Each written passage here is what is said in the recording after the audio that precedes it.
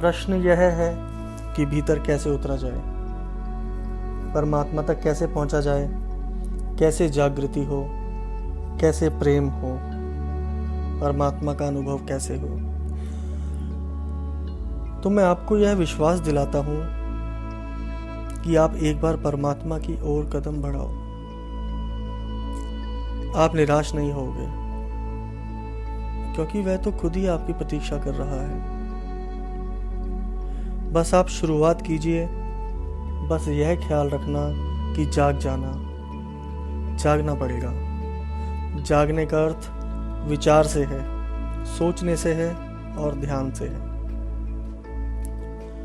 आपके आसपास जो घटित हो रहा है उस पर ध्यान देना होगा, क्योंकि फिर परमात्मा आपको कुछ अनुभव कराएगा, कुछ ऐसे अनुभव जिससे आपका जीवन रूपांतरित हो जाएगा।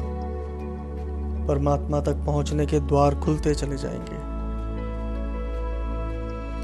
अगर जाग नहीं रहे होगे तो चूक जाओगे। इसलिए सब पर ध्यान करना, सोचना, विचार करना।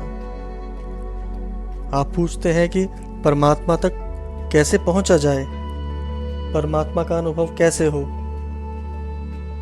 पहुंचना कैसा? वह तो आपके भीतर है, वह तो हर कण में है। हरि व्यापक सर्वत्र समाना, हर जगह विद्यमान है। परमात्मा कोई मनुष्य जैसा नहीं है। हम मनुष्य हैं तो हमें लगता है कि परमात्मा भी हमारे जैसा ही होगा, परंतु परमात्मा तो निराकार है, उसका कोई आकार ही नहीं। परमात्मा तो संसार है और संसार परमात्मा है। परमात्मा और संसार दो अलग चीजें नहीं हैं, यह जान लो आप अच्छे से। यह भ्रम दूर करो। परमात्मा का जो हिस्सा दृश्य हो गया है वह प्रकृति है, और जो अदृश्य है वह परमात्मा है। मैं फिर से दोहराता हूँ, परमात्मा का जो हिस्सा दृश्य हो गया है वह प्रकृति है, और जो अदृश्य है वह परमात्मा है। कहीं भी ऐसी कोई जगह नहीं है जहाँ प्रकृति खत्म होती हो और परमात्मा शुरू होता हो। बस प्रकृति ही लीन होते होते परमात्मा बन जाती है, और परमात्मा ही प्रकट होते होते प्रकृति बन जाता है। कुछ भी दो नहीं है, सब एक है। आप ही परमात्मा हो और आप इस प्रकृति का अभिन्न अंग हो। आप ही संसार हो और पूरा संसार आप में है।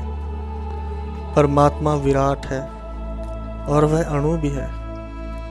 दो कुछ भी नहीं है। बस इस बात को ध्यान में रखना है।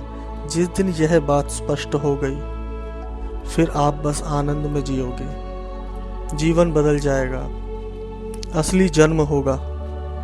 एक जन्म तो माता पिता से मिलता है, वह कोई जन्म नहीं है, वह तो बस एक नए शरीर का धारण है।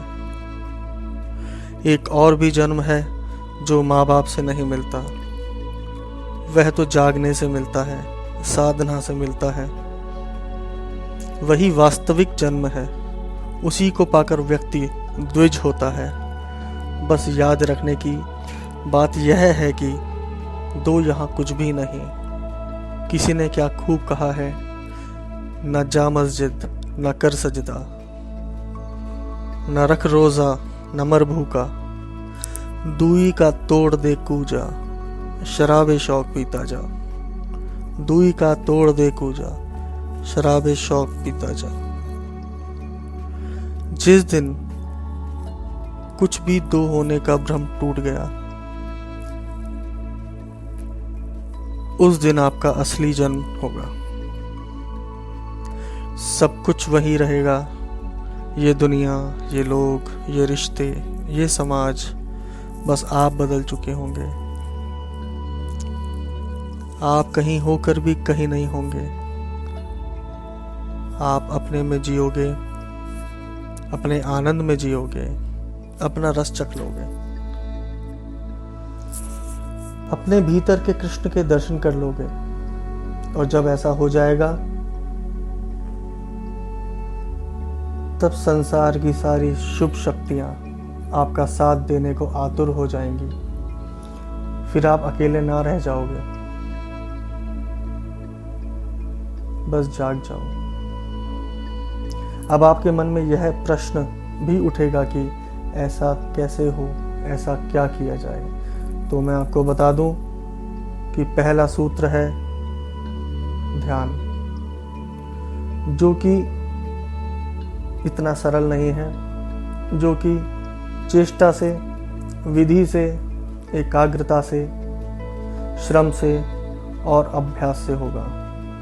इसमें समय लगता है परंतु हो जाता है। यह एक अद्भुत आनंद है। जिसने उसको पाया है वही जानता है। दूसरा सूत्र भक्ति है। प्रेम है अपने इष्ट के लिए, समर्पण भाव है। भक्ति की बड़ी महिमा है। हमारे सभी ग्रंथ, पुराण सभी भक्ति का व्याख्यान कर रहे हैं। भक्ति की बहुत ही बड़ी महिमा कही गई है। और ध्यान और भक्ति में अंतर मैं बताता हूँ। जो व्यक्ति ध्यान में उतरता है वह भक्ति में नहीं उतर पाता जल्दी से।